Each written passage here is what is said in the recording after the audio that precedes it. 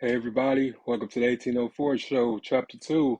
I'm your host, Dollar Will, and this is another episode of 1804 History. um, Before I start, I want to say happy birthday to Trayvon Martin, who he would have been 28 years old today. May he rest in peace. I tell everybody, man, who've been thanking me for these Black History posts. I love y'all. I appreciate y'all support and all that good stuff. And let's get right down to it. Can't even talk. My anxiety on 100 right now because it's not easy telling these stories. As much as people feel uncomfortable about them, I do too. Makes you angry. Just the stuff that people went through and how three young men had their lives taken away for doing what was right. And yet, they not really remembered being leaders or being a huge inspiration or making a major contribution to the civil rights movement. Like they not remembered like that, which needs to change. And it's just unfortunate that you have people in this generation who don't appreciate or don't even acknowledge that people died in order for them to live like they do today. And we got to do better. We have to keep these stories floating through generation to generation. And never forget, man, because next year will be the 70-year anniversary when this happened. And we got to do better as far as making sure that we appreciate the people who paved the way for us and gave their lives. But yeah, Mississippi.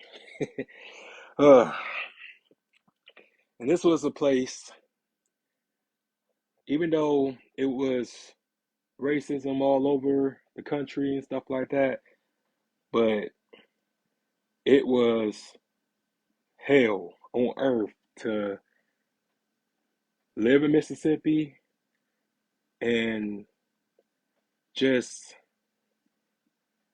going through the everyday life of Mississippi. Because down there, bigots was way worse.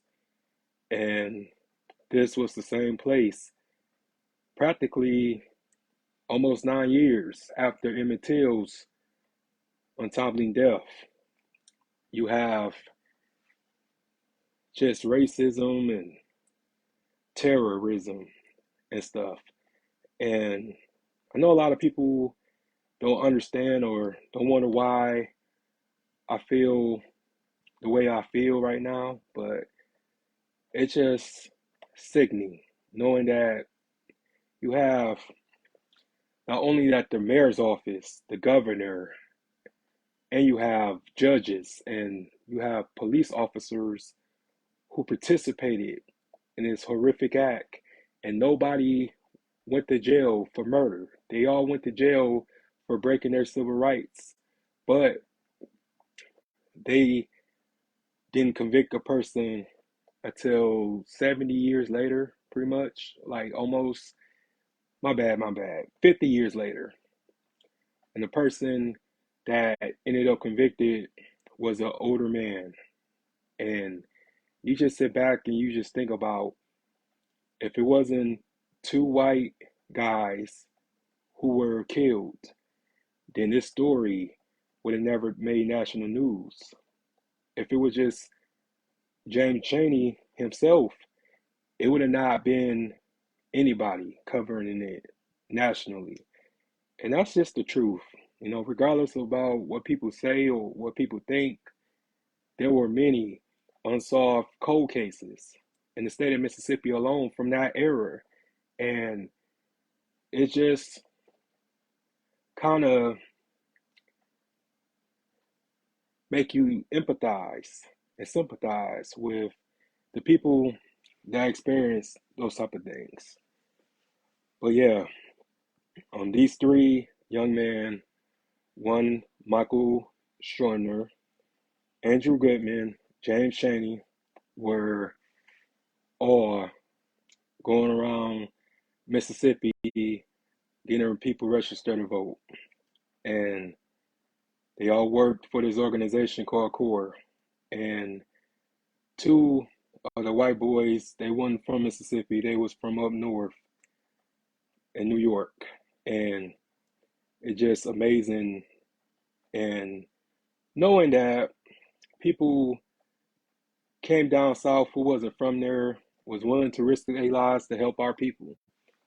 Because my family from Mississippi, both sides of my family from Mississippi, and they came up here to Michigan to have a better life. But it just people who did the complete opposite. I would say I thank y'all from the bottom of my heart, but it's just the fact that you know um, you was considered a traitor when you did that type of stuff. So they treated them like they treated us back in the day because they felt like they was traitors. And people in Mississippi didn't like outsiders and stuff like that. So it was just one of those things that it was scary. When you trying to get people voters registration, your life was literally limited. You was pretty much knocking on death's door right there because they didn't appreciate that. They didn't like that very much. And they don't mind in killing people because they got away with it. And just knowing what can happen to you when you doing this type of stuff, because these white people were staying in Negroes' houses and eating Negroes' food and going to their church. So white Southerners didn't like that. They didn't appreciate that. So on the morning of June 21st, 1964, the three men went to a church in Philadelphia, Mississippi to investigate a church burning at the Mount Zion Church. And they were picked up by Deputy Cecil Price and were charged in the conspiracy of burning that same church down that they was investigating on. So then they asked, we didn't do this. Like, why you put us over?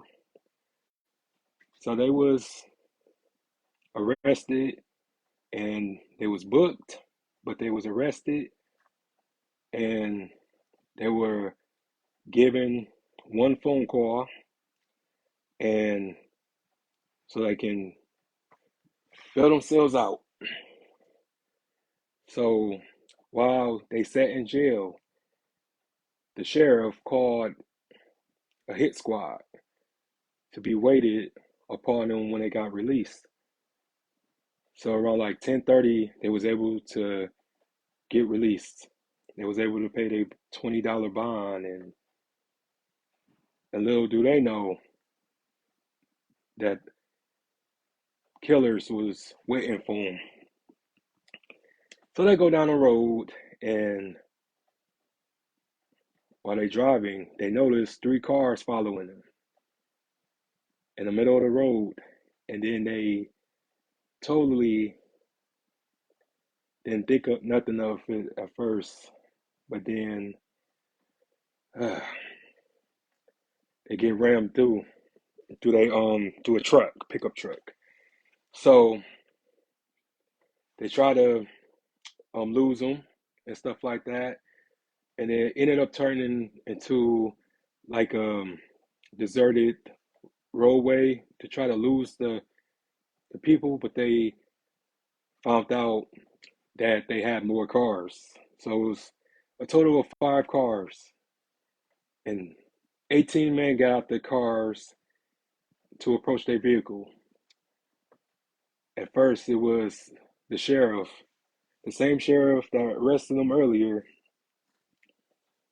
pretty much pulled them out the car, and then somebody else drove their station wagon so they can get away from the area so they can take them to a deserted place to do the crime. And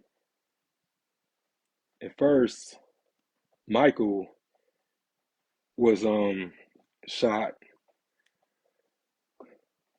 point close range. Then Andrew was shot, and then last not least, James Chaney was shot 3 times, and their bodies were buried in a dam like 15 miles from the actual incident.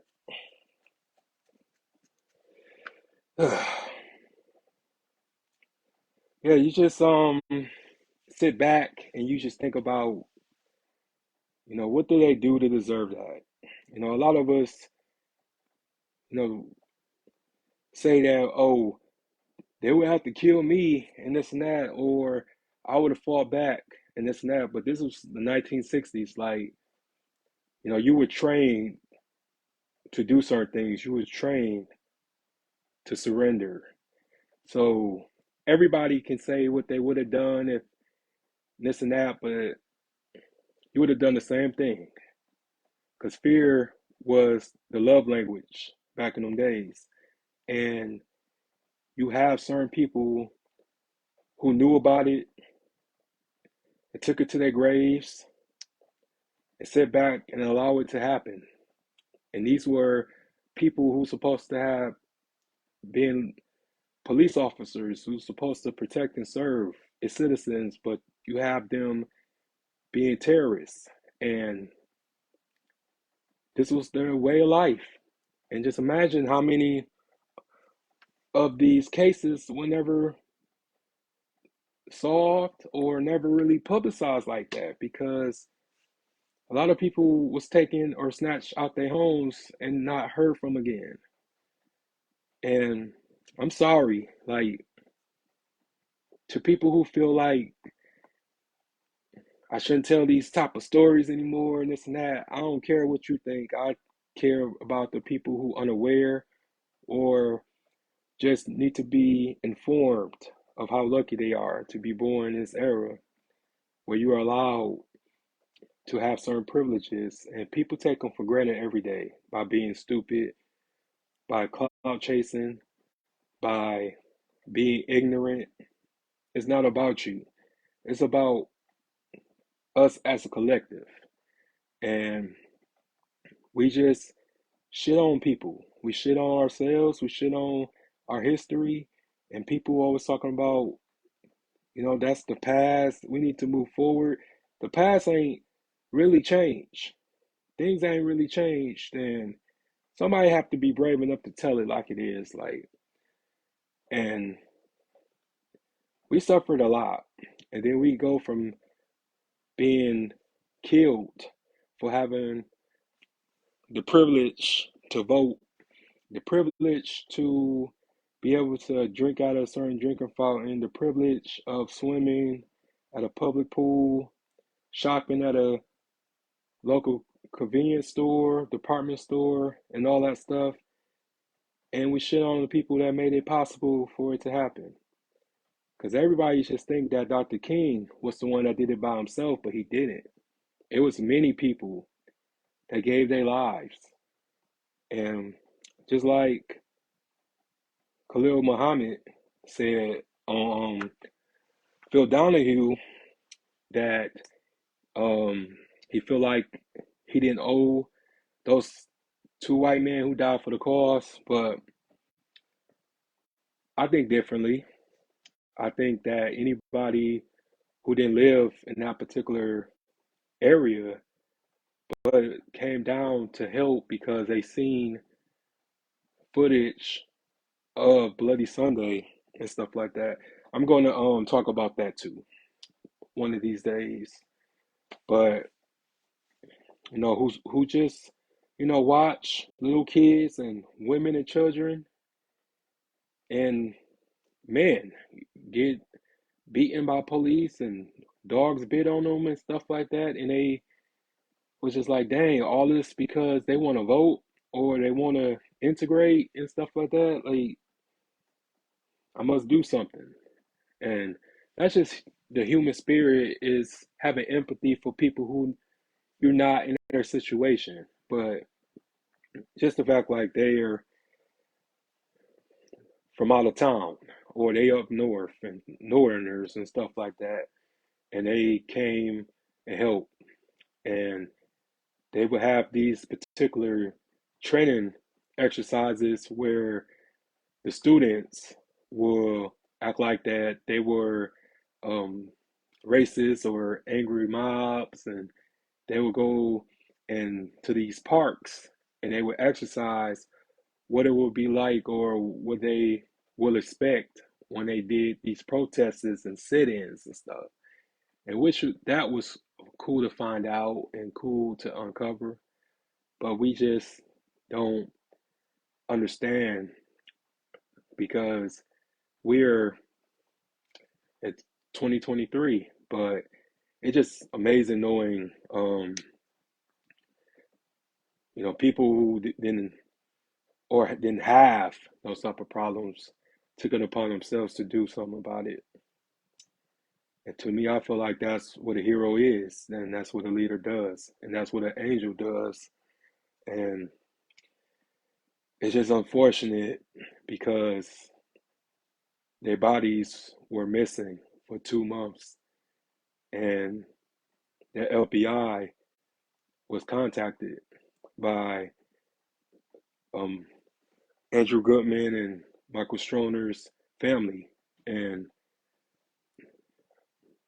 everybody had hope that they was going to be alive, but they didn't know until they had gotten an informant to reveal the whereabouts of these burials and stuff like that. And they was all buried together and stuff, and under 16 feet of dirt at a dam. And they said that the smell was so bad that you would smell it at least 20 miles away. And that's when they made the discovery of the 3 missing civil rights workers. And they were transported from there to the coroner's office to do an autopsy. And it's just sad, it's just like, and I want to play this video for y'all. Hopefully I can play it without being flagged, but I'm gonna see if I can play it for you guys, because we need to, I'm gonna try to see this one, because this was like the funeral of James Chaney over here.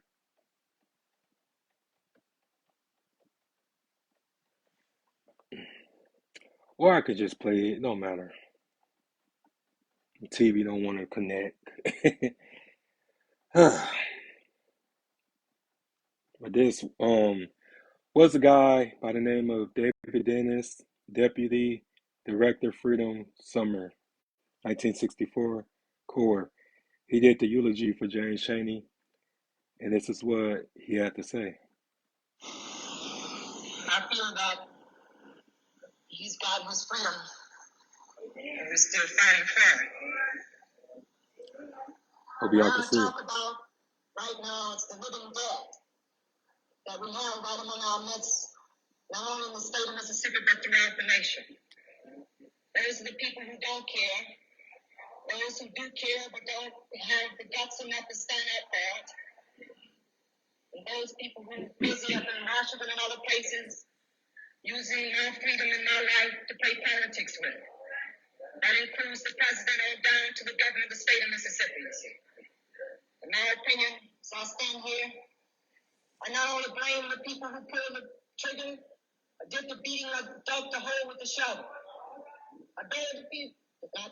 sorry.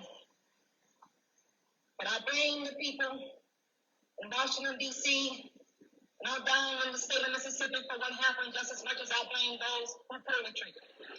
See, I know what's going to happen. I feel like people know how they find the people who killed those guys in Sherman County. You got to come back to the state of Mississippi and have a jury, all their cousins, their aunts, their uncles. I know they're going to say not guilty. There's no one silent pull the trigger. I'm tired of that. See, another thing that makes me even tired of that. That is the fact that we as people here in the state, in the country, are allowing this to continue to happen. Even us as black folk. So I look at the young kids here. That's something else that I grieve about. The little Ben Cheney here. And the others like him around in this audience.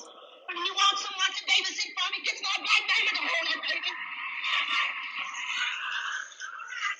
So as long as he can do that, he can sit down beside me. He can watch me go out there and register to vote. He can watch me take some type of public office in his state. And he can sit down as I rule over him just as he's ruled over me for years, you see. This is our country too. We didn't ask to come here, they brought us over here.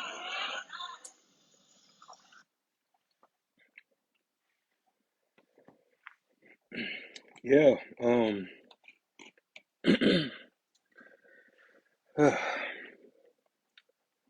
yeah, that was David Dennis, and I get what he was trying to say. And really, everything that he said just resonates with me because we are still having those type of problems to this day.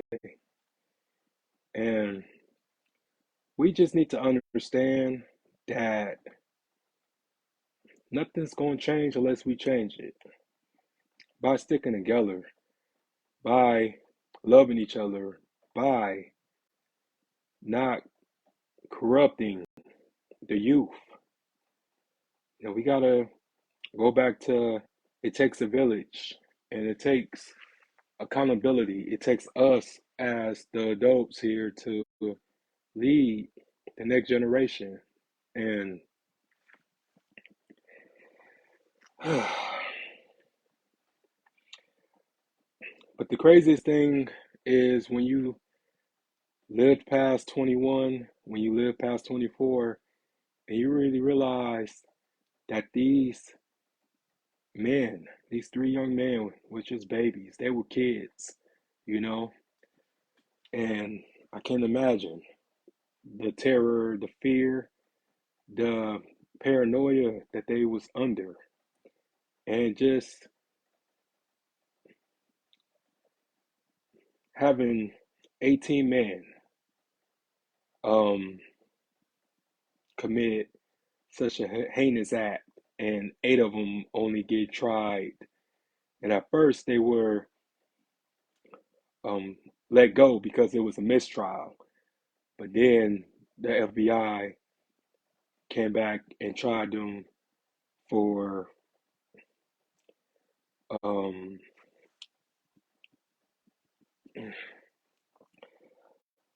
for like ruining their civil rights. So they charged them for that, and they got lighter sentences for murder. They got away with murder pretty much, and 10 years was only the maximum sentence for it. So,